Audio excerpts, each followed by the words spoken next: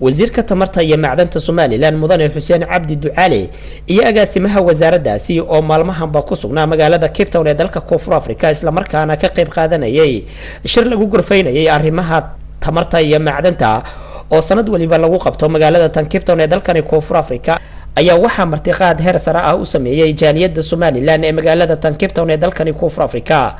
kulankani casuumaadda ayaa waxa uu ka dhacay hotelka caanka ah ee Kiptonian Hotel ee magaalada Cape Town ee dalka Koonfur Afrika waxaana ka soo qayb galay mas'uuliyiinta jaaliyadda Somaliland waxgarad aqoon-yahano iyo waliba marti sharaf kale wasiirka ayaa ugu horeyn ka warbixiyay shirkii looga arrinsanayay arrimaha macdanta iyo tamarta iyo waliba muhiimadda uu leeyahay jamhuuriyadda Somaliland inuu sheegay aniga iyo agaasimuhu shaqo qaran ayaanu u nimi magaaladan quruxda badan تموتي مجال دي كل عظيم. هدي أنا دي رتابته شقدن أن وقت الحاضر كان أنا يجاسمه نمي وحنكسر قيب قلي شركة العالمية جاي مكقدم ماضي مانتا مجال كيب تاون سي تي اي سي سي ريتوريوم كوني أكتين كدعي كونفنشن سنتر كدعي شركة سوحوي شر كصابسن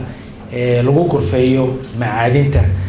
سوسار كده يا مالقش كده يو ممكن واحد شغله وانا شركة هو in الدنيا ده كدعة anywhere in the world كصابس المعادن it's the largest mining conference in the world anywhere الشركة أنا لقوا عالسمي وحنا نسي فرصة إن أنا كهذا الله أنكم مثلنا ذلك الصومالي لان هير وزير إن تضبيط تبان وزير أو mining minister وزير هذا معادن تأس أفريقيا أيها لقى قيم كلينا كهذا سنة كان African mining in Daba heer Somaliland waxay ka mid noqotay 17 kaadal ee loo ogolaaday inay ka hadlaan astaantii calankeena uu ka muuqday wixii ku soo baxay shirkaas uu ka muuqday calankii Soomaaliya markii ugu horeysay ku jirta waxaan u nimi halka inaan macdanta aan haysano aynu leenahay inaanu ka dhaadhicino dunida oo dhan wixii halka isugu yimid sagaalka kuna maqlaysaan marka macdanta badan ee dalka ku jirta wasiirku sheegay xitaa يعني الذهب باكوشرة دلكين دوالي هذا ورن باكوشرة لكن وحنا بعهي متعبك يو بلاتينوم يو بير يو نوع كذا هياته وحنا بعهنتي ده مالقلين بعهنتي مالقلين تا